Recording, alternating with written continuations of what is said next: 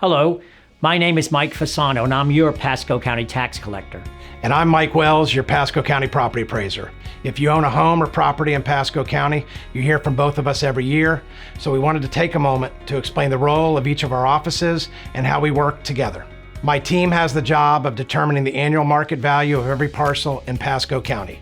That includes residential homes, commercial buildings, and even vacant land.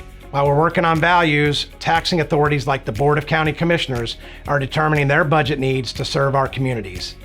They evaluate the cost of police, fire, libraries, parks, and public infrastructure needs, to name a few. Taxing authorities set the millage or tax rate. Not me, not Mike Fasano. In simplest terms, millage is the multiplier that gets applied against your value and determines the amount of taxes you'll owe minus any exemptions or assessment reductions. Next, my team generates the required trim notice. It stands for truth in millage and is your notice of proposed property taxes. You receive them in the mail in August, and yes, they go to every property owner in Pasco County. After the trim, the taxing authorities hold public hearings and vote to certify the final tax rates. We use those rates to create the countywide tax roll that contains more than 300,000 parcels. We then send this to our friends at the Pasco County Tax Collector's office to begin their annual billing efforts. Thanks, Mike. And this is where my office begins the process of collecting property taxes. We use the tax roll that is developed by Mike Wells' office to send out tax notices each year on October 31st. We then collect these property taxes through the last day of March. This gives taxpayers 5 months to pay their property taxes before they become delinquent on April 1st. Our office has nothing to do with determining the rate that you pay in taxes or the valuation of your home. Thanks, Mike.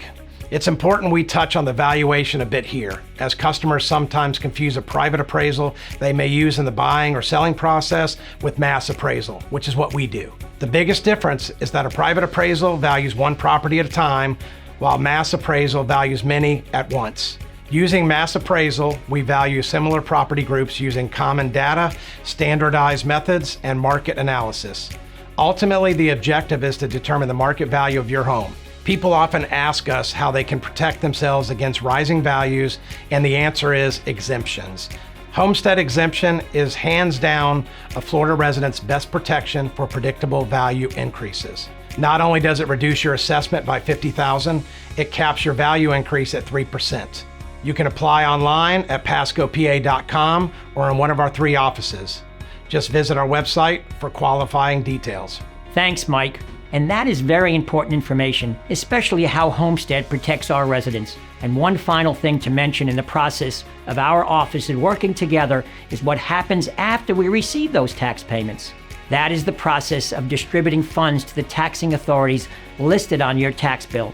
We currently collect and distribute to over 60 governmental entities, ranging from Pasco County to the operation of local government to individual community development districts throughout the county and everything in between. These distributions are done periodically as we receive tax payments. Well said, Mike. And given the volume of sales and the growth we see every year in Pasco County, we should probably wrap this up with one of our most important points. In Florida, the value of property resets at the time of sale or change of ownership. So what does that mean? It means the prior owner's taxes will not be an indicator of your own.